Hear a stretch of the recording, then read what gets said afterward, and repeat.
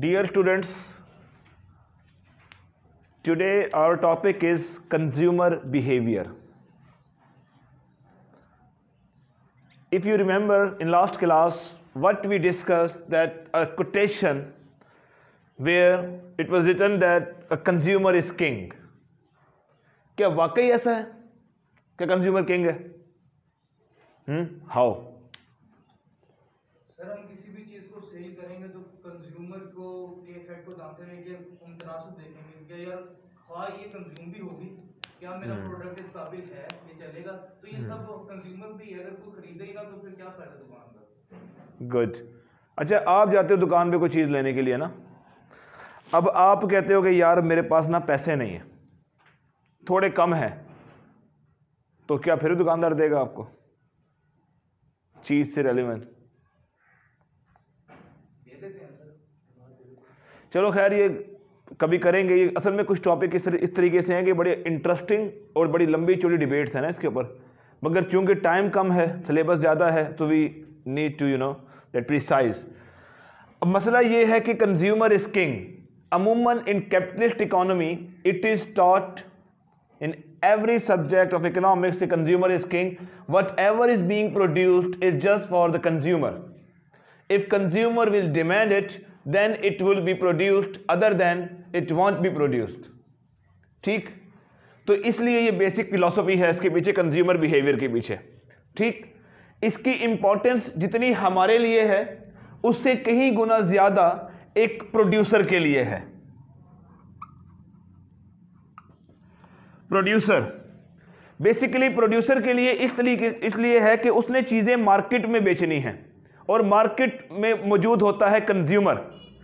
अब इसका एक और भी बड़ा पॉजिटिव रोल है और एक और डायमेंशन में ये यूज़ होता है। वो ना सिर्फ कंज्यूमर के बिहेवियर को एनालाइज करते हैं हम इसके अंदर, बल्कि इसके ज़रिए हम मार्केट की स्टडी करते हैं और वहां से हम ये चीज देखते हैं कि कंज्यूमर की लाइकनेस और डिसलाइकनेस क्या है। और तीसरी चीज जो बहुत अहम है, जो हम इसके जरिए, या कोई प्रोड्यूसर है वो क्या करता है कि वो ये करता है कि वो कंज्यूमर की डिमांड कंस्ट्रक्ट करता है। Not only the consumer producer consider the demand of consumer and the choice of consumer, but also he constructs it, also he makes it. ठीक है, तो वो प्रोड्यूसर क्या करेगा? कंस्ट्रक्ट भी करेगा कंज्यूमर के बिहेवियर को। मिसाल के तौर पे एक जमाने में सेल फोन का कॉन्सेप्ट नहीं था, no one could imagine about it. जब सेल फोन आया तो डिमांड क्रिएट की गई।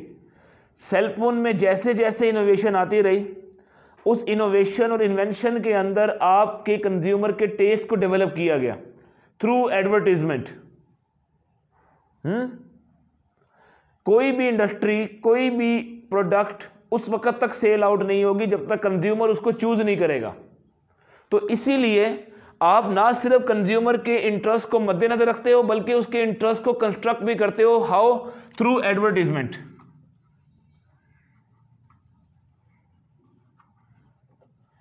And for all these cases, you must know about the consumer's interest and consumer behavior. You must know about the cultural constraint of a society. You must know about the market, where you are going to sell your product. You must know that what are the choice of the consumer of a typical market. ठीक? तो ये तमाम चीज़ें जो है ना हम इसमें देखते हैं, मगर चूंकि ये एक बहुत वाइड टॉपिक है, हम इतनी डिटेल में नहीं जाएंगे, but we are just gonna summarize it in a sense के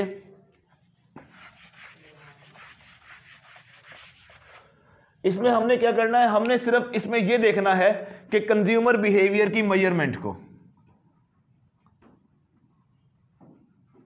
बस हमने अपने इस तमाम कॉन्सेप्ट के अंदर, इस तमाम टॉपिक के अंदर हमने सिर्फ वो टेक्निक्स देखनी है या वो बेसिक मेथड्स को देखना है जिसके जरिए हम कंज्यूमर के बिहेवियर को मेजर कर सकें। Why we are measuring? We are trying to find out the consumers equilibrium. इसके अंदर हम क्या कर रहे हैं? हम लोग कंज्यूमर इक्विलिब्रियम को फाइंड करने की कोशिश कर रहे हैं।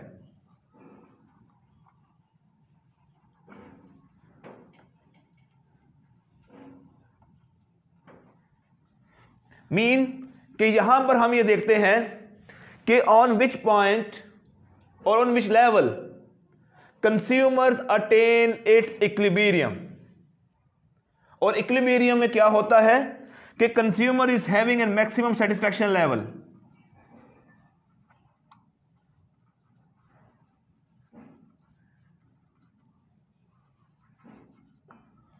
Through minimum expenses. ठीक, यहां पर क्या कर रहा है कंज्यूमर, अपने मिनिमम एक्सपेंसेस में, कम से कम अखराजात में ज्यादा से ज्यादा सेटिस्फैक्शन हासिल कर रहा है। बात समझ आ रही है? हाँ जी, कोई डिफिकल्टी? हाँ जी, आपको जो पहली दफा आ जाए हैं, किसी को मसला कोई?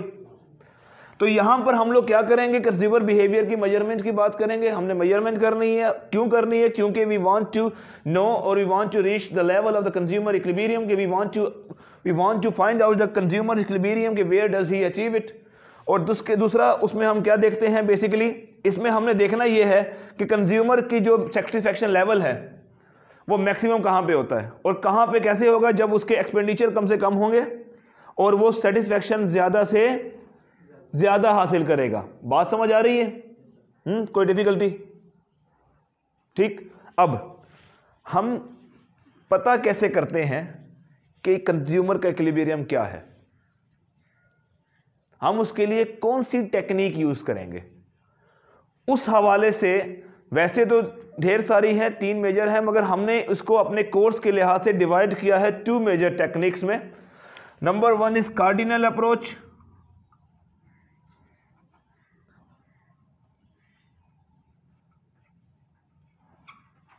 Number 2 is ordinal approach।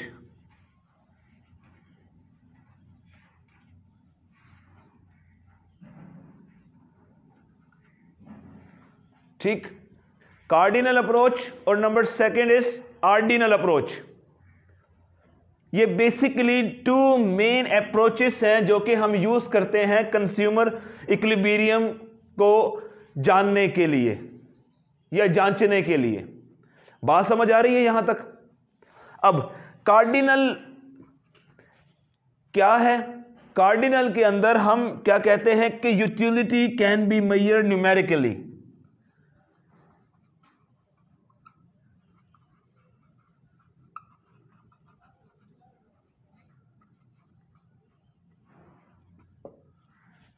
Numeric measurement of utility.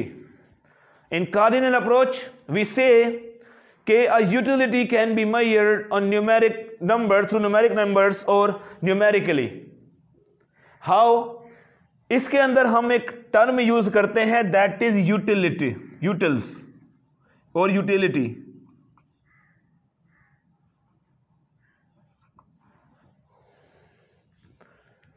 इसके अंदर हम एक टर्म यूज करते हैं that is utils। यूटिल एक किस्म का यूनिट है, जैसे कि हम कहते हैं ना कि दूध को मापने के लिए लीटर का नाम इस्तेमाल कर देते हैं। ऐसे ही है, दूध को कहते हैं कितने लीटर है भैया। ऐसे ही हम कह देते हैं कि जनाब वो घी कितने किलो है, कपड़ा कितना सेंटीमीटर है, वो इसी तरीके से मीटर है या गज है। इसी तरीके से हम यूटिलिटी की मेजरमेंट के लिए वर्ड यूज करते हैं यूटिल्स इन कार्डिनल अप्रोच। हम कहते हैं कि यार एक बंदा अगर 1 रोटी खाता है या 1 गिलास पानी पीता है, उसको कितने यूटिल्स मिलेंगे? अजान हो जाए। अच्छा, तो हम लोग कहां थे? यूटिल्स के ऊपर। हम कहते हैं कि अगर एक शख्स 1 गिलास पानी पीता है तो उसको कितना सुकून मिलेगा? उसके लिए हम लफ्ज यूज करते हैं उसको कितनी यूटिलिटी मिलेगी।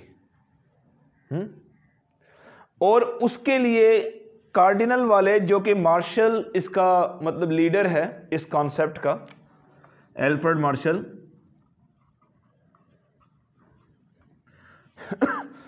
वो ये कहता है कि आप जब कोई भी मतलब एग्जांपल देते हैं, वो कहते हैं कि जब जितना भी आप किसी चीज को कंज्यूम करोगे उसकी एक न्यूमेरिक मेजरमेंट आपके सामने आ जाएगी।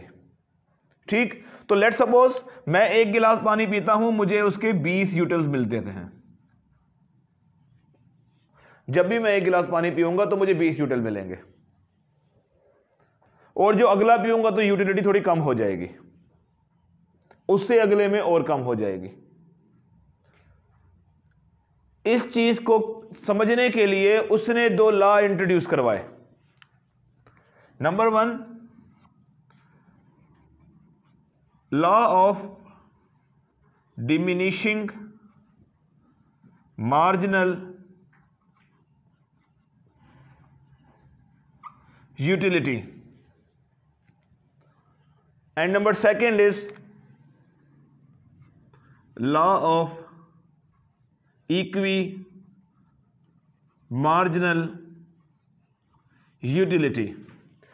They are the 2 laws which was introduced by the Marshall and the followers of this one to understand and to calculate the economic behavior of a consumer. ठीक, अब इन्हीं के जरिए हम देखेंगे कि कंज्यूमर्स इक्विलिब्रियम कैसे मेजर होता है। अब आ जाए दूसरी तरफ, ऑर्डिनल वाली साइड पर। परेशान ना हो, ये सारी चीजें हैं, ये हम लोग इनको देखेंगे, क्योंकि पहले मैं कंज्यूमर इक्विलिब्रियम का एक ओवरव्यू दे रहा हूं, क्योंकि आज आपने घर जाना है, जाके इस पूरे चैप्टर को पढ़ के आना है, ताकि कल जब हम लोग इसको डिस्कस करें आपके लिए चीजें पहली दफा ना हो। ठीक, इसीलिए मैं एक बेसिक इंट्रोडक्शन दे रहा हूं, ताकि जब कल को बैठो ये लफ्ज, ये अल्फाज, ये चीजें ये नई नई नजर ना आए आपको। इससे आसानी हो जाएगी, 2 दिन में चैप्टर खत्म हो जाएगा, बल्कि 1 ही दिन लगेगा, मुकाएंगे इंशाल्लाह। ठीक, law of diminishing marginal utility, और number 2 is law of equi marginal utility. ये 2 लॉज हैं। अब दूसरा है ऑर्डिनल अप्रोच। ऑर्डिनल अप्रोच के अंदर क्या है, इसमें ना ये क्रिटिक करते हैं कार्डिनल वालों पे। वो कहते हैं यार किसको पता कि इंसान के दिमाग में क्या चल रहा है। फिर आपको कैसे पता लगा कि यार एक गिलास पीने से 20 यूटिल मिले, 10 मिल सकते थे, 8 मिल सकते थे, 12, 22 मिल सकते थे। और सबसे बड़ी बात कि कैसे कैलकुलेट करोगे इनकी यूटिलिटी को। अब तक तो कोई ऐसा पैमाना नहीं मिला। इसी तरीके से ये लोग इस पे तनकीद करते हैं और कहते हैं कि we can't measure consumers utility numerically. इसमें क्या है, we can't measure consumer utility.